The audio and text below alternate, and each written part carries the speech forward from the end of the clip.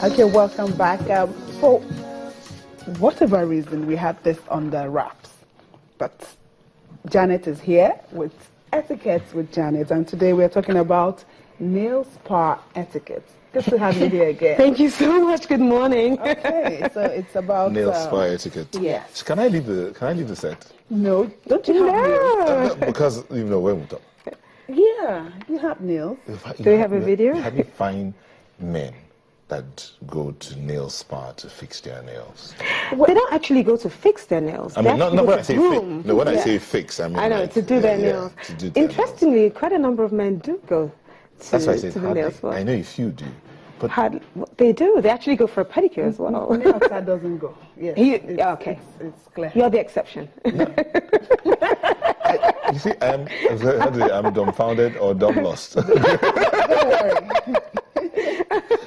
You can learn one or two things. Yeah. Okay, so Janet, take us through this. Yeah. Actually, with the nail spa, most times, a lot of us, for those of us that actually go, we have somebody who's our favorite. So sometimes you go there and you have people who do it, the nails don't last, they don't look so well groomed.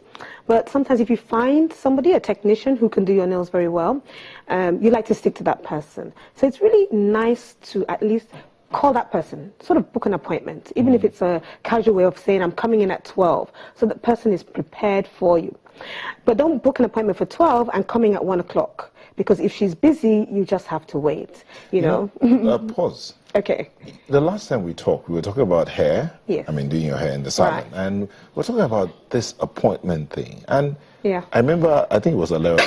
Was it you or was Alera that was on set? They talked about the fact that, I mean, you've had people, Nigerians don't think about, I need to book an appointment. Yeah. So why do I need to call you to say, hello, Janet, I want to come and do my nails. Are you available? I want to come in at 2. Well, Is it again, really necessary? it really depends on the relationship that you have with your technician. So if she's somebody that you're very familiar with, you've got her mobile phone number on yours, and just say, look, are you okay? Can I come in at 3 o'clock? Or can I come in on Saturday? Just to let you know that I'm coming in. It's just polite, really, because you can't pounce on the person. And really, if that person is busy, you just have to sit down and wait. But yes, you're right. We don't really like to adapt to the appointment system. And therefore, if you get there and you see a queue, just be ready to wait.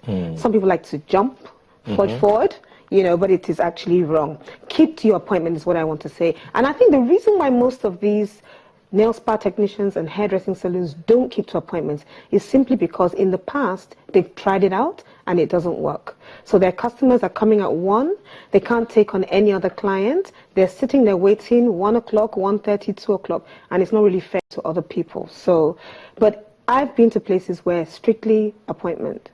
So, and then I definitely try to adhere to it. Yeah. Okay.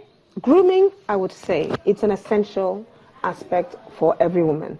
And I said it before, nails can tell so much about you, your style and your personality. So if you have chipped nails, it says so much about the person. And if you have nails that are dirty, it also says so much about your style, your personality. It means that you do not pay attention to the fine detail concerning your hygiene. So it says a lot about you. And a lot it's an of image people, killer, actually. A lot of people pay very little or no attention to their fingernails. Honestly. Yeah. And you know what? I always say, when it comes to my training sessions, what's the most important aspect of a man? And people look at me and say, what? I said, it's got something to do with around them, and they don't know. And essentially, the most important aspect of a man is his pen. When he brings out his pen to sign $1 million deals, it's all around his hands. So you can't bring out that expensive pen and have dirty nails, because that's going to be seen immediately. It's an image killer. Can you define dirty nails? Oh yeah, you can definitely find. Number one, if you're a nail biter, you're obviously going to have very dirty nail tips, and it's not nice. It's an image killer as well. So you really have to make sure that your nails are well groomed at all times, you know. Again, when you're going to the nail spa, please don't go with dirty hands. It's nice to wash your hands first, you know, because like they say, there's so many bacteria on our nail, on our fingers, on our hands, and all you need to do is wash them to know that you have dirty hands and you can't see it physically. So try to wash your hands. And even if you're going for a pedicure as well, make sure that your feet are clean before you even get there. They're not going to wash your feet first before they start. Imagine the way you come to the pedicure, they take off do you mind? Another key thing I would say when it comes to nail spa etiquette is, as much as possible, try and go with your own toolkit, because of hygiene and for many other reasons, of course, right? Yes, health reasons. And if indeed you've forgotten and you've entered the nail spa, if they have to clip your nails or they have to trim your nails, try and ask them to give you a new one.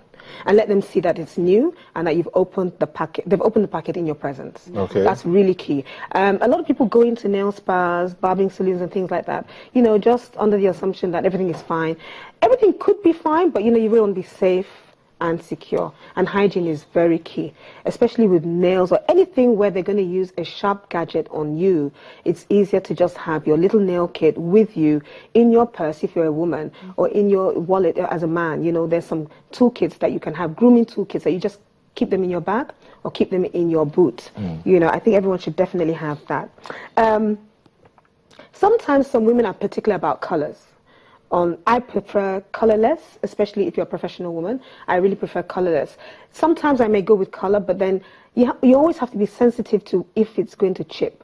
But then thankfully there's what we call gel colors that actually last for a very long time. They're a bit more expensive, but if you want your nails to last long and you don't want them to chip, then you go for the more higher premium price product. If you know that you are particular about a certain color, then have your color in your kit. And just don't complain when they don't use the right shade of red or the right shade of pink. Have yours and say, look, just use mine. Talking about colors now, and I'm thinking, you find some people wear blue, black, and you're talking about your kind of work, for instance. Yeah. It's really funny. I had an organization call me to do a training on image consulting and image generally for their staff, men and women alike.